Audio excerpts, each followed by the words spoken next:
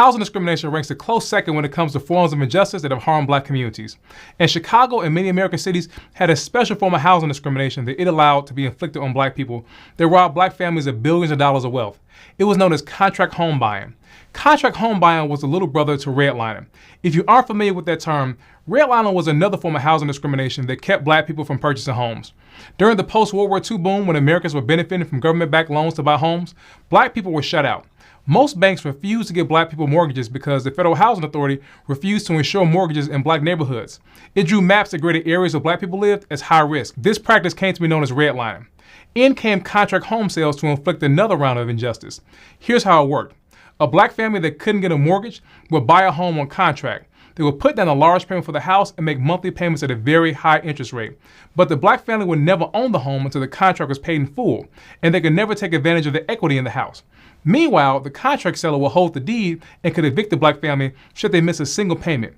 These arrangements were doomed to fail from the start, and the seller would come up with conditions that were making it possible for a black family to meet the payments and own the home. And in the off chance that a family was about to pay the home off, the seller would come up with a scheme to make a black family default so they could evict them, take the home back, and start the scheme all over again with another black family.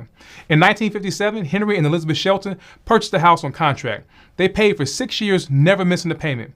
When the seller realized that he was about to lose the house, he came in one night and changed the locks on the home. He told the Sheltons that they owed money to the federal government, and if they signed a contract which he drafted, then they would be released from the charges.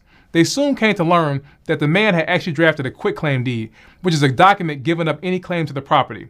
By the time they realized what happened, they had lost everything, and the police and the courts were no help to black families like the Sheltons. This practice was unregulated and allowed sellers to profit off of segregation and injustice. So while white Americans were buying homes with loans insured by the federal government and protected by regulations and building equity and passing down wealth to their children, black families were left out to suffer in the new form of Jim Crow they found in the North. Contract home buying robbed black Chicagoans of $1 million a day during that time. Close to 95% of all homes sold to black families in Chicago in the 1950s and 60s were sold on contract at a price markup of over 84% per house. Black families in Chicago lost $4 billion in wealth because of predatory housing contracts.